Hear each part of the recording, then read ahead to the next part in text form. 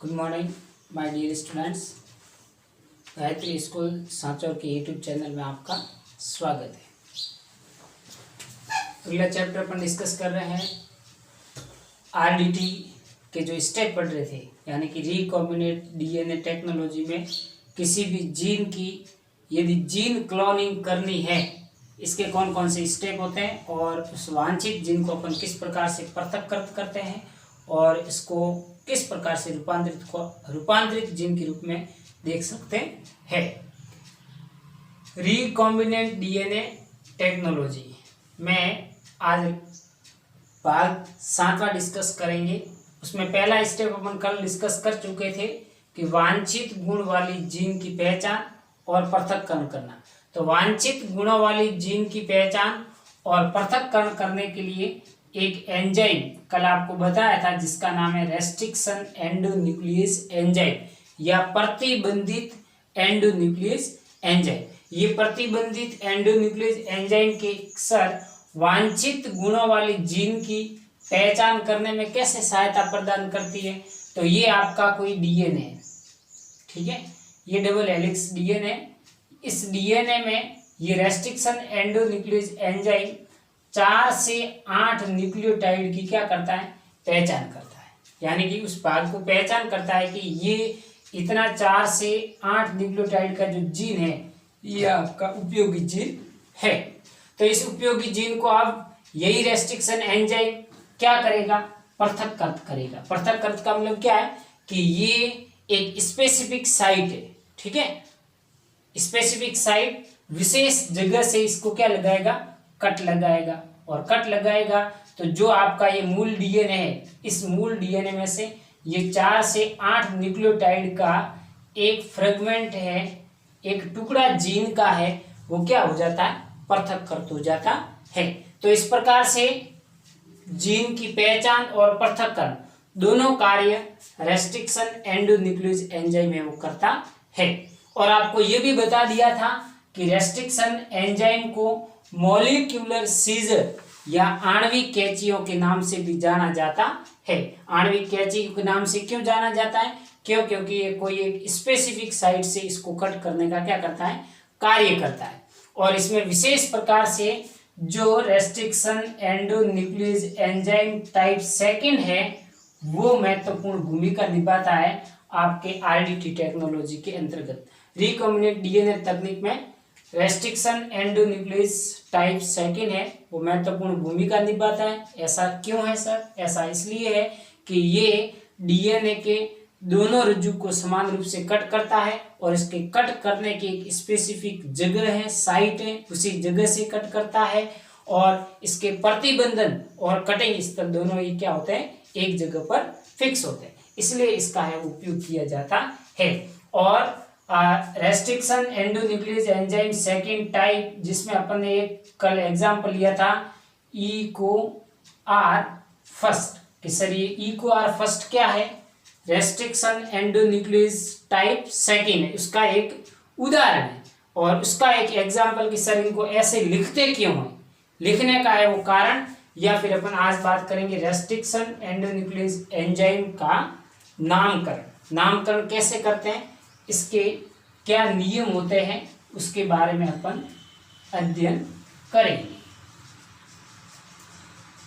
तो यहां पर लिखा हुआ है ई को COR और फर्स्ट, इको आर फर्स्ट। इसका नामकरण करने के लिए 1, 2, 3 और 4 स्टेप यहाँ पर दिए हुए। 4 स्टेप में सबसे पहला है ई के आगे मैंने लिखा है एशरिया, और एशरिया है ये किसी जीव के जीनस को क्या करता है, प्रदर्शित करता है, वंश को प्रदर्शित करता है।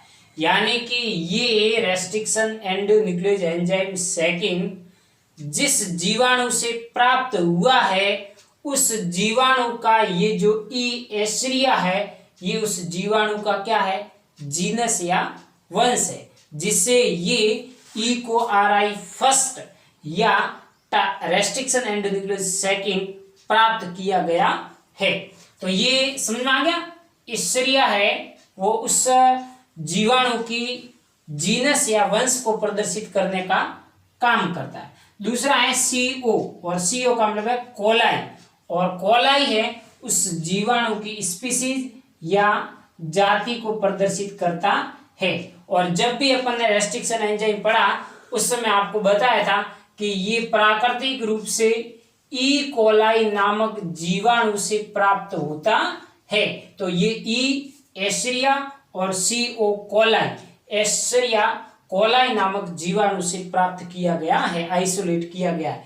तो पहला जीनस को और दूसरा स्पीसीज, वंश और जाति को प्रदर्शित करता है। तो ये पहला अक्षर ई कोलाई के जीनस को प्रदर्शित करने का काम करेगा।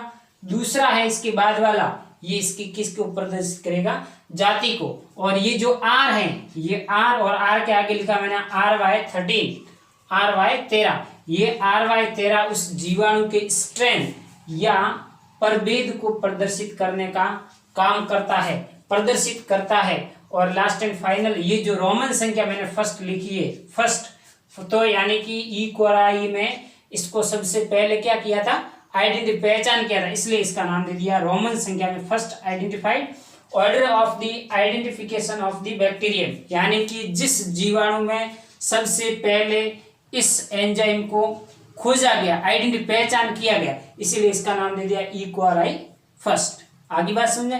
तो इस प्रकार से पहला अक्षर जीनस को, दूसरा अक्षर स्पीसीज को, तीसरा अक्षर जिस जीवाणु से प्राप्त किए उसके प्रभेद स्ट्रेन को, और चौथा अक्षर जो रोमन संख्या में लिखा हुआ होगा, ये रोमन संख्या उसके ऑर्डर, क्रम को प्रदर्शित करती है कि सबसे पहले इसको डिस्कवर किया गया। 2 होगा तो दोबारा, 3 है तो 3, इस प्रकार से। ठीक है, तो ये हो गया रेस्ट्रिक्शन एंडोन्यूक्लियस एंजाइम का नामकरण। आगे है application of the restriction endonuclease enzyme, यानी कि ये जो रेस्ट्रिक्शन एंडोन्यूक्लियस एंजाइम है ये RDT में तो उपयोग में आता ही है, इसी के साथ साथ और इसके क्या एप्लीकेशन, अनुप्रयोग हो सकते हैं जिसको अपन काम में ले सकते हैं। तो पहला तो है जीन क्लोनिंग, यानी कि RDT तकनीक, RDT टेक्नोलॉजी में भी अपन क्या कर रहे हैं, जीन की क्लोनिंग कर रहे हैं। जीन की क्लोनिंग में वांछित जीन को कट किया और उसकी संख्या में क्या कर रहे हैं, मल्टीप्लीकेशन कर रहे हैं, तो ये कहलाती है जीन की क्लोनिंग। जीन की क्लोनिंग के साथ साथ प्रोटीन एक्सप्रेशन एक्सपेरिमेंट, यानी कि प्रोटीन एक्सप्रेस हो रहा है या नहीं हो रहा, इसके प्रयोग को संपादित करने में रेस्ट्रिक्शन एंडोन्यूक्लियस एंजाइम काम में आता है। दूसरा डिटेक्शन ऑफ RFLP, RFLP क्या है, एक प्रकार का मार्कर है, क्या है, मार्कर है, और ये मॉलिक्यूलर मार्कर कहते हैं इसको, आणविक मार्कर के नाम से जाना जाता है।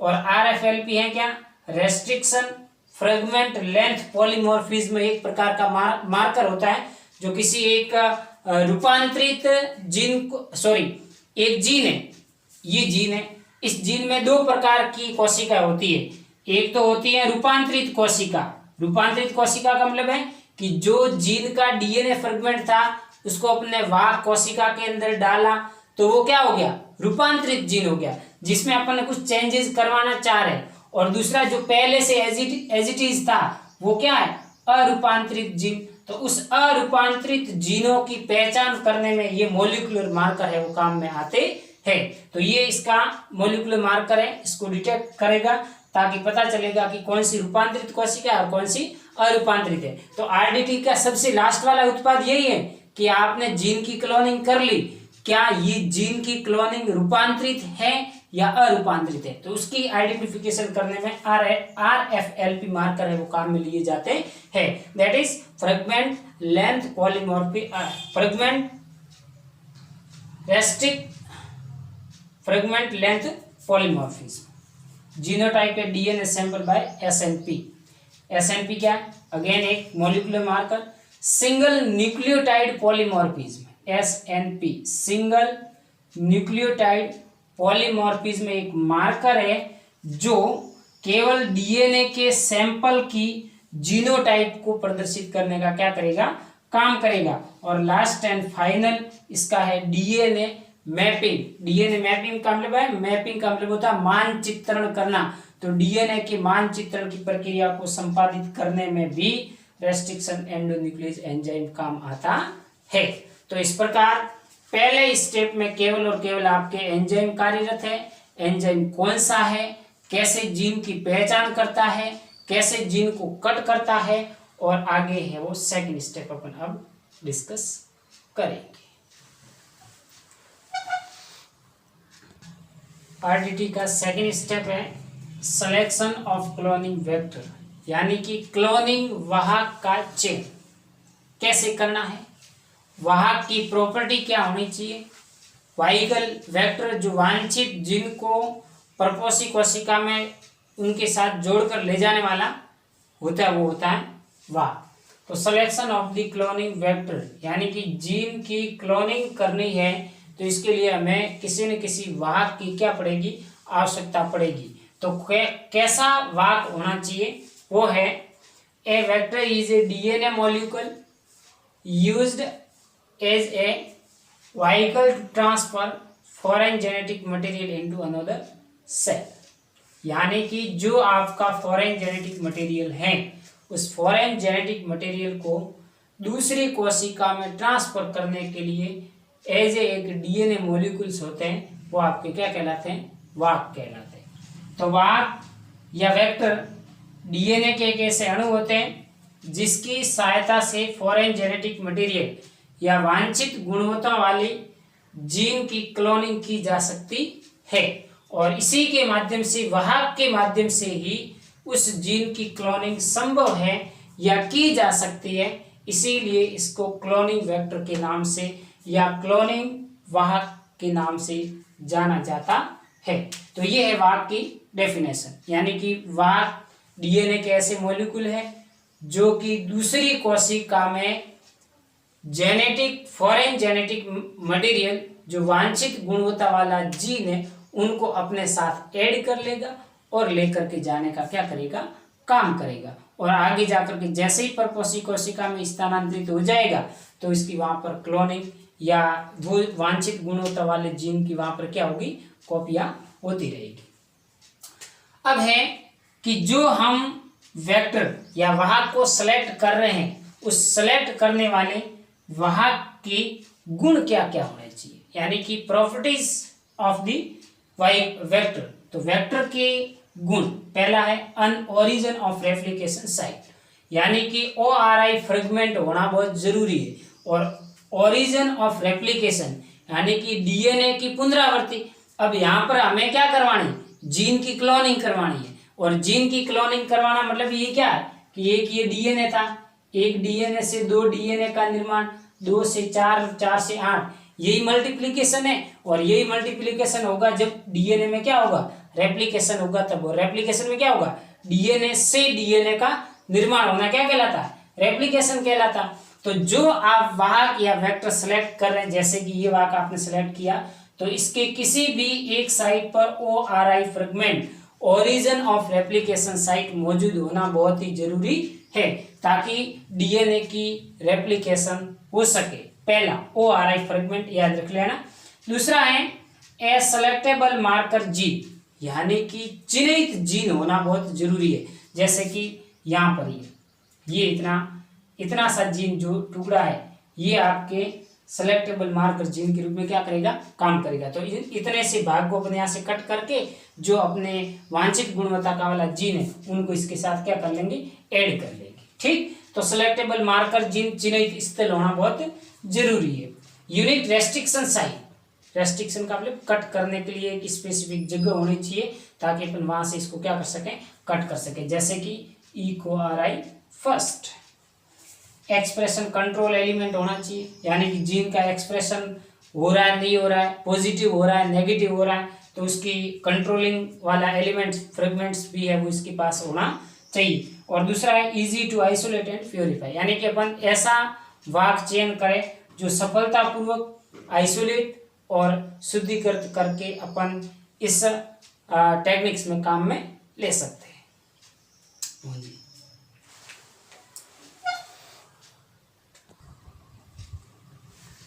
तो आगे है टाइप्स ऑफ वेक्टर। वाहक कितने प्रकार के होते हैं और कौन कौन से वाहक अपन आरडीटी में काम में लेंगे। पहला है प्लाज्मिड, दूसरा है लैम्ब्डा फेज या इसको कहते हैं बैक्टीरियोफेज, कॉस्मिड, फेजमिड, और YAC और BAC, YAC that is yeast artificial chromosome और BAC का मतलब बैक्टीरियल आर्टिफिशियल क्रोमोसोम। ये कृत्रिम प्रकार के प्लाज्मिड होते हैं जिसको है वो मानव में RDT या जीन क्लोनिंग करवानी है, उस संदर्भ में वर्तमान समय इसको काम में लेते हैं। आपके सिलेबस में फर्स्ट प्लाज्मिड, बैक्टीरियोफेज और कोजमिड तीनों है। तो सबसे पहले अपन सबसे इंपॉर्टेंट चीज है वो है प्लाज्मिड आपका। इससे कई बार एग्जाम में प्लाज्मिड PBR 322 प्लाज्मिड की संरचना अभी जो डिस्कस करेंगे 2 नंबर की पूछी जा सकती है।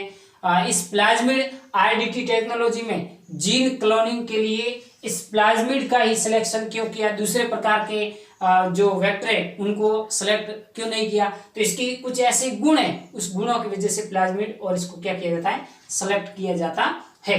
तो सर प्लाज्मिड है क्या?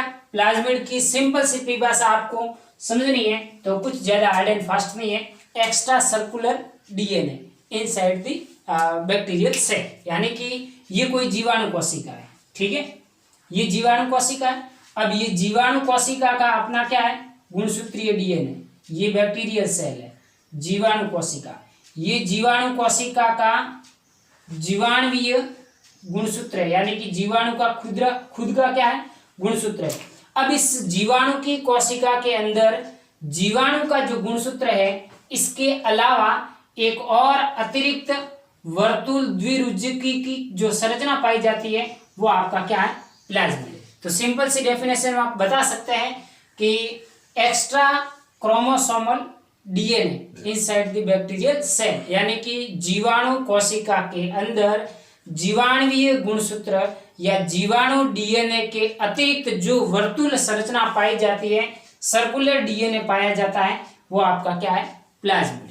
क्लियर? तो यहाँ पर मैंने एक साइंटिफिक डेफिनेशन आपको बता दी है कि जीवाणु कोशिका में उनके मुख्य DNA के अलावा कुछ एक वलयाकार वर्तुल, सर्कुलर, डबल हेलिक्स, द्विरज्जुकी, स्वतः प्रतिकृतिकरण, सेल्फ रेप्लिकेशन करने वाली क्षमता का एक DNA अणु उपस्थित होता है। उस DNA अणु को क्या कहते हैं, प्लाज्मिड कहते हैं। सिंपल शब्दों में लिखना चाहे तो extra circular chromosomal extra circular DNA inside the bacterial cell called is plasmid. वो कैसा होगा, सर्कुलर होगा, डबल हेलिक्स होगा और स्वतः प्रतिकृतिकरण करने की क्षमता रखता है। ये है प्लाज्मिड। प्लाज्मिड के बारे में सर्वप्रथम 1952 में लेडरबर्ग नामक वैज्ञानिक ने इसके बारे में बता दिया था, यानी कि जीवाणु कोशिका में एक्स्ट्रा सर्कुलर DNA पाया जाता है, उसके बारे में लेडरबर्ग नामक वैज्ञानिक ने बता दिया था।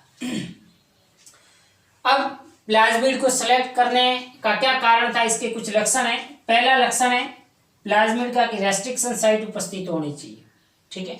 रेस्ट्रिक्शन साइट उपस्थित होगी तो क्या होगा कि वांछित जीन को अपन सफलतापूर्वक प्रवेशित करवा सकते हैं। कैसे कि मान लो ये प्लाज्मिड है, ये आपका प्लाज्मिड है, ठीक है, ये प्लाज्मिड। तो इस प्लाज्मिड में ये रेस्ट्रिक्शन का मतलब कटिंग साइट होनी चाहिए, ताकि तो ऐसा इस प्लाज्मिड में होता है, यानी कि ये जो प्लाज्मिड है इस प्लाज्मिड में रेस्ट्रिक्शन साइट उपस्थित होती है, ताकि सफलतापूर्वक अपन ने इस रेस्ट्रिक्शन साइट को रेस्ट्रिक्शन एंडोन्यूक्लियस एंजाइम की सहायता से इसको क्या कर लिया, कट कर लिया और इसकी जगह पर DNA का वांछित खंड है वो क्या कर लिया, जोड़ दिया। इसीलिए प्लाज्मिड को उपयोग में लिया जाता है। तो पहला लक्षण क्या है, प्लाज्मिड की क्या विशेषता है कि इसमें रेस्ट्रिक्शन साइट उपस्थित होती है ताकि इसमें वांछित जीन को सफलतापूर्वक ऐड किया जा सके, जैसा कि अभी मैंने यहाँ पर किया। दूसरा है मार्कर साइट प्रेजेंट होती है, यानी कि मार्कर जीन है उसमें उपस्थित होते हैं, और ये मार्कर जीन जैसे कि टेट्रासाइक्लिन और एम्फिसिलिन रेजिस्टेंट जीन, तो ये क्या काम करेंगे कि रूपांतरित कोशिका को अरूपांतरित कोशिका में क्या करेगा, विभेदन करवाएगा। यानी कि अपन ने ये प्लाज्मिड के साथ DNA फ्रेगमेंट तो जोड़ दिया, अब ये जो नई कोशिका बनी है ये रूपांतरित कोशिका है, और अपन ने ई कोलाई परपोसी कोशिका में इसको क्या किया, प्रवेशित करवाया। अब वहां पर इसका क्या होगा, मल्टीप्लीकेशन होगा, यानी कि नई नई प्रकार की रूपांतरित कोशिकाएं बनेगी। तो क्या नई प्रकार की रूपांतरित कोशिका जिसकी हम क्लोनिंग करना चाह रहे थे उनका वास्तविक चेंजेस हुआ या नहीं हुआ? तो उसमें अरूपांतरित कोशिकाओं के विभेदन में मतलब उसको अलग करेंगे और रूपांतरित कोशिका के यहाँ की बिल्कुल ही क्लोनिंग है, वो जो वास्तविक जीन के अपन करवाना चाह रहे थे उसकी क्लोनिंग है वो हो गई है। तो इसमें मार्कर साइट प्रेजेंट होती है ताकि रूपांतरित कोशिका को अरूपांतरित कोशिका से विभेदित किया जा सके, अर्थात सफलतापूर्वक जीन क्लोनिंग की पहचान अपन कर सकते हैं। सेल्फ रेप्लिकेशन, स्वतः प्रतिकृतिकरण की क्षमता पाई जाती ताकि डीएनए का रेप्लिक जो अपन ने इसके साथ रेस्ट्रिक्शन साइट के साथ डीएनए फ्रेगमेंट जुड़ा उसकी जीन क्लोनिंग मतलब मल्टीप्लिकेशन, डीएनए का रेप्लिकेशन होगा तभी मल्टीप्लिकेशन होगा। तो इसमें सेल्फ रेप्लिकेशन या स्वतः प्रतिकृतिकरण की कैपेसिटी भी पाई जाती है। दूसरी इंपॉर्टेंट विशेषता यह है कि जीवाणु के अंदर पाया जाता, अभी आपको बताया था सभी जीवाणुओं में प्लाज्मिड है, वो कोई जरूरी नहीं है कि सभी प्रकार के जीवाणुओं में प्लाज्मिड पाए जाते हैं। तो यदि हमें किसी भी जीवाणु के अंदर यदि प्लाज्मिड है, जैसे कि इकोलाई के अंदर ये प्लाज्मिड पाया जा रहा है, तो उस इकोलाई नामक जीवाणु से इस प्लाज्मिड को अपन सफलतापूर्वक बाहर क्या कर सकते हैं, निकाल सकते हैं और निकाल करके जीन क्लोनिंग में काम में लिया जा सकता है। अर्थात इस जीवाणु कोशिका को प्लाज्मिड की कोई जरूरी नहीं है, एक अतिरिक्त संरचना है जो ऑलरेडी पड़ी है। अर्थात हम आरडीटी टेक्नोलॉजी में जीन क्लोनिंग में सफलतापूर्वक काम में ले सकते हैं। तो ऐसा गुण प्लाज्मिड का है। दूसरा, ये प्लाज्मिड है वो इकोलाई जीवाणु की इकोलाई जीवाणु में परपोषी के रूप में क्या किया जाता है, कार्य करता है। यानी कि अब इस इकोलाई के अंदर अपन होस्ट सेल के रूप में भी इस प्लाज्मिड को क्या कर सकते हैं, डाल सकते हैं और वहीं से इसका मल्टीप्लिकेशन और ये काम हो सकता है। तो ये था प्लाज्मिड। अब अपन बात करेंगे कि प्रकृति में प्लाज्मिड है वो कौन कौन से, एक प्राकृतिक होते हैं, दूसरे मानव के द्वारा निर्मित किए जाते हैं, कृत्रिम होते हैं, ठीक है। और फिर उसकी पीबीआर 322 की संरचना क्या है और कितने किलो बेस पेयर के जीन के टुकड़े को ये परपोषी कोशिका में ले जा सकता है। तो प्लाज्मिड में दो प्रकार के, एक प्राकृतिक और दूसरे कृत्रिम। अभी बता देते हैं प्राकृतिक कौन कौन से और कृत्रिम कौन कौन से।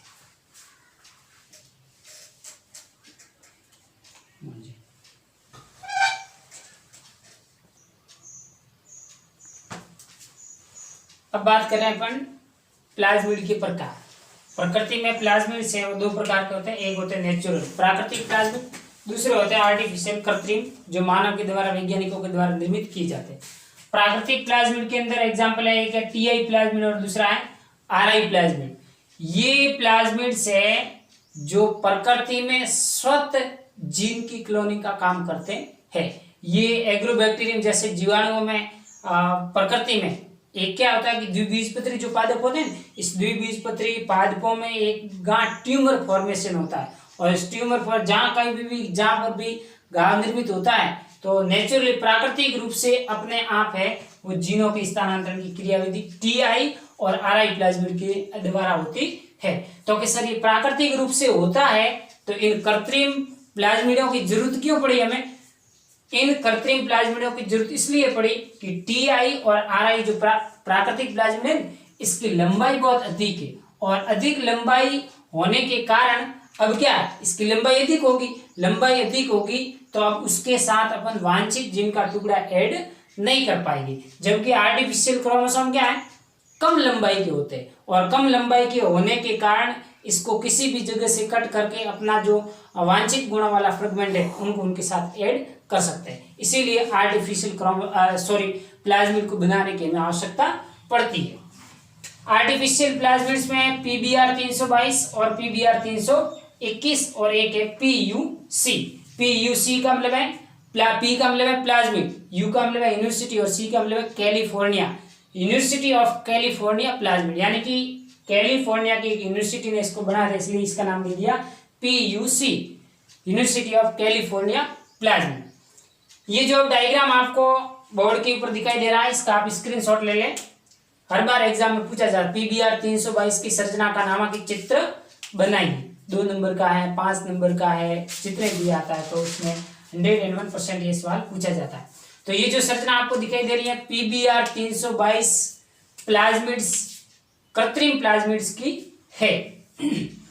पीबीआर 322 जिसमें आपको ये देखो, ये जो फ्रेगमेंट दिखाई दे रहा ब्लैक कलर का, ये है ORI। ORI मतलब है ओरिजिन ऑफ रेप्लिकेशन, यानी डीएनए के प्रतिकृतिकरण के लिए। तो अब प्लाज्मिड की जो करेक्टर मैंने आपको बताया था ना कि इसमें एक तो क्या होना चाहिए, ORI स्थल होना चाहिए, है इसमें ORI स्थल है, तो ओरिजिन ऑफ रेप्लिकेशन स्थल है। दूसरा, एक रेस्ट्रिक्शन साइट होनी चाहिए, तो ये ई को RI फर्स्ट, ये क्या है, रेस्ट्रिक्शन साइट। इसकी सहायता से यहाँ से अपन इसको क्या करेंगे, कट करके फॉरेन जीन को यहाँ पर ऐड किया जा सकेगा। दूसरा है, इसके अलावा इसमें प्रतिबंधित एंडोन्यूक्लियस बहुत सारे पाए जाते हैं, जैसे कि BAM H first, S11 PST first, ये सब प्रतिबंधित एंडोन्यूक्लियस स्थल है जो यहाँ पर सभी जगह पर है वो पाए जाते हैं। दूसरा, इसमें सबसे इंपॉर्टेंट चीज है कि इसमें PBR 322 में मार्कर जीन पाए जाते हैं, जो है आपके AMPR एम्पिसिलिन प्रतिरोधी जीन, एम्पिसिलिन प्रतिरोधी जीन, और दूसरे TETR टेट्रासाइक्लिन प्रतिरोधी जीन, जो मार्कर जीन के रूप में क्या करेगी, काम करेगी। तो अभी बताया था आपको लक्षण कि इसमें मार्कर जीन का या मार्कर साइट का होना बहुत ही जरूरी है। तो ये रेड कलर और ग्रीन कलर जो दिखाई दे रही है, ये आपकी कौन सी साइट है, मार्कर साइट उपस्थित है। तो ये भी एक अगेन इसका करेक्टर हो गया, एम्फिसिलिन और टेट्रासाइक्लिन के प्रति प्रतिरोधी होता है, ये हो गया। अब PBR 322 है वो RDT टेक्नोलॉजी में सर्वाधिक उपयोग में लिए जाने वाला एक most and play important role वाला प्लाज्मिड है, जिसका निर्माण सबसे पहले बोलीबार और रॉन्डिप थीज नामक वैज्ञानिकों ने कृत्रिम रूप से किया है। इस प्लाज्मिड का आकार बहुत ही छोटा होता है, जिसकी साइज इस प्लाज्मिड के अंदर ही लिखी हुई 4.361 बेस पे, यानी कि इसकी लंबाई है बहुत ही, आकार क्या है, छोटा। कितना आकार है, 4.361 बेस पेयर का होता है। तो यदि प्लाज्मिड के, इस प्लाज्मिड को आप कब उपयोग में ले सकते हैं कि प्लाज्मिड को वाहक के रूप में तभी उपयोग में लिया जाएगा जब आपका जो वांछित गुण वाला फ्रेगमेंट है वो कितने किलो बेस पेयर का होना चाहिए, 15 किलो बेस पेयर तक का यदि वांछित जीएनए का फ्रेगमेंट होगा तो इस प्लाज्मिड के साथ आप ऐड करके जीन की क्लोनिंग है वो करवा सकते हैं। तो अभी जितने भी सारे कैरेक्टर आपको बताए थे कि ORI फ्रेगमेंट होता है, होना चाहिए, तो है इसमें। दूसरा, इसमें कि प्रतिरोधी जीन होने चाहिए, मार्कर जीन होने चाहिए जो एम्फिसिलिन और टेट्रासाइक्लिन है। आकार, साइज है वो छोटा होना चाहिए, तो इतनी लंबाई का साइज है। दूसरा, प्रतिबंधन स्थल होने चाहिए, तो ये रहा प्रतिबंधन स्थल, यहाँ से इसको कट करके दूसरे फ्रेगमेंट को यहाँ पर क्या किया जा सकता है, जोड़ा जा सकता है। अब अपन अगले टर्न में प्लाज्मिड के साथ वांछित गुणवत्ता वाले जीन को कैसे ऐड किया जाता है, इन दोनों स्टेप के बारे में आपको बताएंगे। पहला था वांछित जीन की पहचान और पृथक्करण, वो रेस्ट्रिक्शन एंडोन्यूक्लियस एंजाइम के माध्यम से अपन ने कर लिया। दूसरा स्टेप था सिलेक्शन ऑफ द वेक्टर, तो वेक्टर का चयन, कौन से वेक्टर का चयन करेंगे इस वांछित गुण को परपोषी कोशिका में ले जाने के लिए, तो किस किस वेक्टर का प्रयोग करेंगे, प्लाज्मिड का, दूसरा करेंगे बैक्टीरियोफेज का, और तीसरा करेंगे कॉस्मिड का। तो वो इसके बारे में अब इस प्लाज्मिड के साथ वांछित गुणवत्ता वाले जीन को कैसे ऐड किया जाएगा वो अपन कल डिस्कस करेंगे। आज तक इसका आप स्क्रीनशॉट ले ले, डायग्राम है 2 नंबर का 3 नंबर का पूछा जाता है। ओके।